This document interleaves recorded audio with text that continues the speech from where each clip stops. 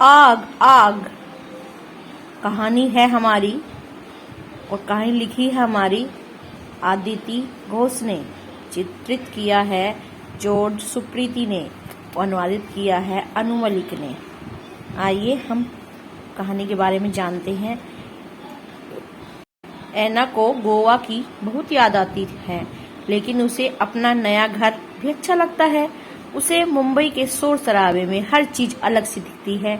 वहाँ कई ऊंचे ऊंचे भवनों से उसे गुब्बारे और स्पीकर लगे हुए दिखते हैं। नए आश्चर्य की बात है, और वो सब कभी काम नहीं करते जब तक कि ये हम पढ़ेंगे अपनी कहानी में। चलिए हम अपनी प्यारी सी कहानी शुरू करते हैं कि कहानी में क्या हुआ ऐना के साथ। आग आग प्रकाशन किया है प्रथम बुक ने। आइए हम शुरू करते हैं अपनी कहानी। जब ऐना अपने गोवा के घर से मुंबई नगर आई, वो बहुत उत्साहित थी, पर साथ ही साथ उसे अपने परिवारजनों को छोड़ने का भी दुख था। उसके चाचा, उसकी दादी, उसके दोस्त और सबसे बड़ा मांडो एक गंभीर किस्म का कुत्ता था, जो सारा दिन बड़े ही आराम से ऊँघता रहता, पर जब कभी भी पड़ोस में शादी होती तो बुरी तरह से चीखने लगता था, और तब तक चीखता था जब तक ऐना के चाची वायलिन बजाना बंद ना कर दे। ऐना मांडो से बहुत प्यार करती थी। उसे पता था कि मांडो हमेशा उसकी रक्षा करेगा, अजनबियों और मुसीबतों से, और उसके चाचा जी के बेसुरे वायलिन से भी। मुंबई के एक बेहद शोरगुल वाला शहर है। पक्षियों की चहचहाट, चर्च की घंटी और अपने गांवों की आवाज को ऐना की बहुत याद आती है। सिर्फ एक ही चीज ऐसी थी जिसको उसे बिल्कुल भी याद नहीं आती थी, और वो थे उसके चाचा का वायलिन बजाना। कभी कभी स्कूल के बाद ऐना अपने पिता के साथ लोगों की चिट्ठी और पार्सल पहुंचाने जाया करती थी। ऐना बड़ी ही बेसब्री से लिफ्ट की सवारी का इंतजार करती। एक दिन उसने चुपके से लिफ्ट के सारे बटन दबा दिए। लिफ्ट का दरवाजा हर मंजिल पर खुला। हर मंजिल पर अजीब सा दिखने वाला गुब्बारा लगा था। यहाँ कौन नहाना चाहेगा, वो सोच में पड़ गई। ऐना चीजों को समझने की कोशिश करने लगी। दीवार पर लगे लाल रंग के डब्बे से संगीत की आवाज कभी नहीं आती थी। वो ऊपर लगा हुआ छोटा सा अजीब सा कैमरा उसकी फोटो कभी नहीं खींचता था, और वो गुब्बारा एक बूंद भी पानी जो कभी उससे गिरा हो, उस गुब्बारे में न तो नल का ही था और न ही वो कुछ था उसमें। एक दोपहर की बात है। ऐना और उसके पिताजी 5वीं मंजिल पर खड़े थे। तभी अचानक उन्हें भयंकर रोने की आवाज सुनाई दी। पापा, ये भयानक आवाज कैसी है? मेरे ख्याल से आग लगने की चेतावनी है। Fire alarm. ऐना, हमें इसी वक्त आग से बचने के लिए मंजिल पर जाना होगा। ऐना को थोड़ा डर तो लग रहा था, पर वह बड़ी उत्तेजित थी। तुम बिल्कुल भी परेशान न हो ऐना, दूसरी मंजिल पर थोड़ी सी आग लग गई है और दमकल हमारी मदद के लिए आ रहे हैं। अचानक वो अजीब सा गुब्बारा चारों तरफ से पानी फेंकने लगा। ओह, उस कोने में कौन दुबके बैठा है? मंजू अज्जी का छोटा सा बिल्ली का बच्चा। वो पानी और आग से बेहद डर गया था। उस निस्सहाय छोटे सी बिल्ली के बच्चे को देखकर अचानक ऐना के मन में अंदर साहस आ गया, और वो उसकी मदद के लिए दौड़ पड़ी।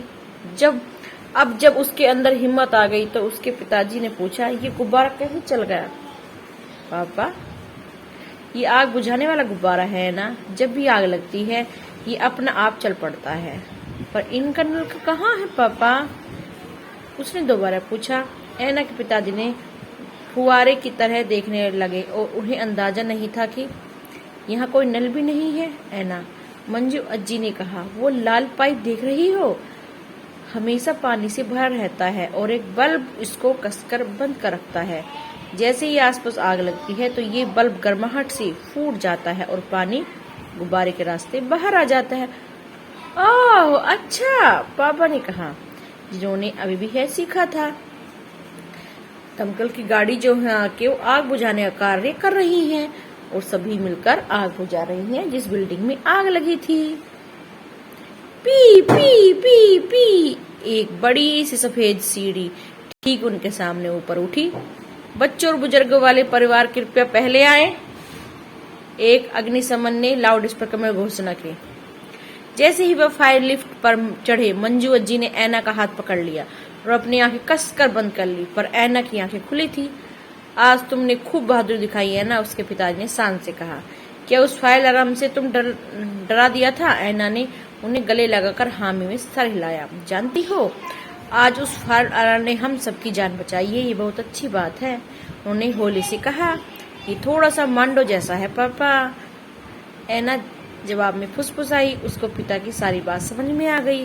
फायर अलार्म जोर से रोज शांत रहता है, पर वो तभी शोर करता है जब कोई मुसीबत आती है। बचाने के लिए वो आ जाता है।